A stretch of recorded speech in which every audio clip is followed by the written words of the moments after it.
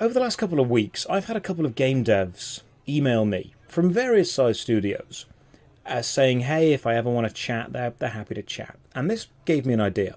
I'm thinking about starting a new video series called Discussing Development, or Drinking with the Devs, or Discussing with the Devs, or something like that. Yeah. I'm not sure what I'm going to call it yet, but it's basically going to be me asking development questions and kind of society-based questions to developers of video games. And I think I've got the pull now to contact like RuneScape and Guild Wars and those kind of people.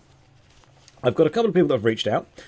We had one of the original guys behind PlanetSide 2.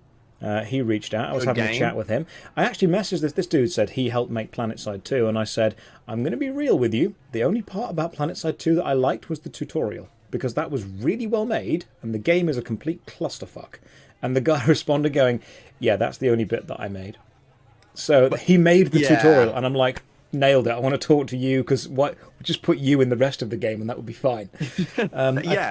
It's a good game, actually, but...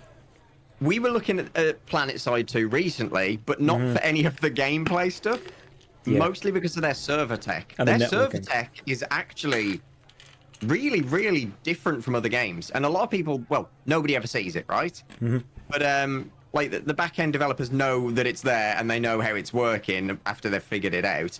But that's something that we were actually looking at and taking some inspiration for some of our back-end server tech. Now, people are saying in the chat they love PlanetSide 2. PlanetSide 2 is great if you already know what you're doing or you have a team. When I played it, it literally drops you onto the planet and everyone was shooting at me. I had no idea what to do. There's no objectives. There's no story. There's no hook. There's no quest. It's just, here's a big world. Go and fight. And if you're on your own, you're going to die. Yeah, you've got no idea what you're doing and you're going to be trampled while trying to figure it out. It's basically just a constant battle royale that never ends.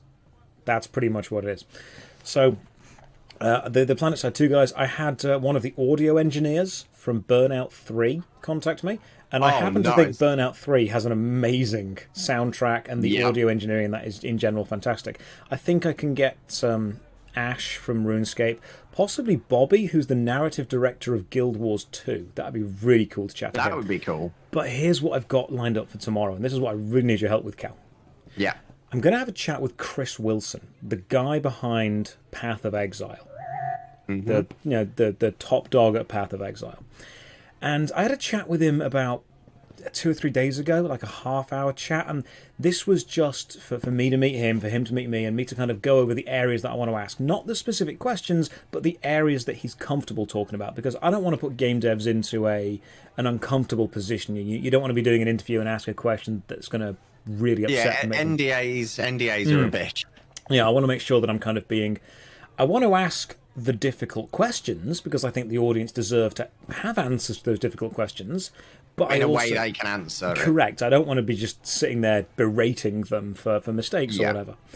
So I asked Chris what kind of areas I can approach. And he said, whatever you want. You know, if you believe it has value, ask.